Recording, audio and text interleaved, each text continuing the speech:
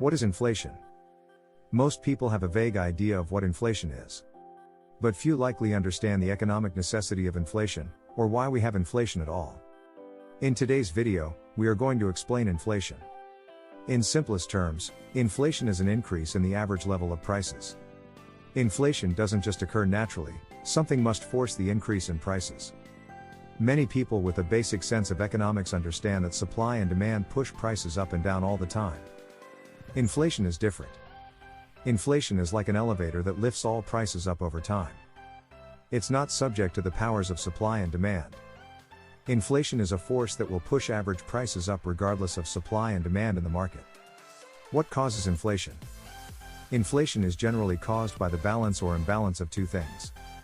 The first is money in circulation and the second is the availability of goods or services that we need or want. The government is the entity that prints money. If the government thinks that the economy needs stimulation, as it did during the height of the pandemic, the government might choose to flood the economy with money in order to encourage spending. Suddenly, without warning, there is more money in the economy but the same amount of goods as before. That's when you've got an inflation problem. If the economy is healthy and can produce enough goods to match the increase of money in the economy, inflation will remain relatively stable. If the economy is not healthy and cannot produce enough goods, however, then inflation will run rampant. Extreme shortages of supply and extreme spikes in demand can also send the prices of a good, service skyrocketing, which can affect inflation.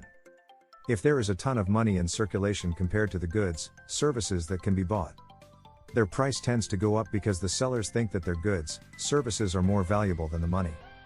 On the flip side, if there is very little money in circulation, the buyers think that their money is more valuable than the goods or services. And so they are more likely to hold on to their money and the price of the goods or services goes down. Central banks. In the US, the central bank is the Federal Reserve. In the Eurozone, there is a European Central Bank. Other central banks you may have heard of include the Bank of England, the People's Bank of China and the Bank of Japan. Central banks generally set a target for what they consider to be ideal inflation. They call this an inflation target. Their stated job is to set monetary policy and monitor how much money is newly created to match this target. They think it is bad if it goes too far over or too far under the inflation target. The thinking is that if an average worker's wages goes up the same as or more than inflation, then that's good for the worker. If inflation goes up too much compared to a worker's wages, then workers are able to buy less things with their wages. Printing too much money? The current popular monetary policy of central bankers is to solve big problems, such as a sluggish economy or an upcoming financial crash, by creating a lot more money. This is not always bad and certainly has its place.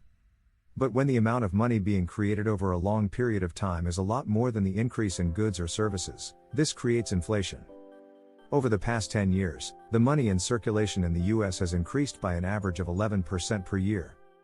The total amount of goods/services produced has increased by an average of 2% in that same time period. In the past 16 months, this has ramped up. The money in circulation has increased by 21%. Due to COVID-19 and lockdowns, the GDP decreased by 3%. This makes the dollar less valuable over time. Much of this money has been created to stimulate the economy or support those experiencing poverty. Some of this was necessary, but taken to extremes, it risks creating hyperinflation, or very high inflation.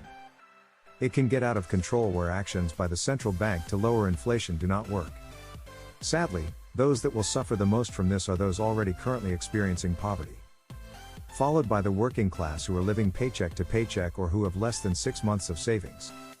Of course, runaway hyperinflation affects everybody negatively. I hope you liked this very basic explanation video on inflation. That wraps up the video. I hope you enjoyed it. And if you did, make sure to give it a thumbs up. Subscribe to our channel and don't forget to press the bell icon to stay notified about our uploads.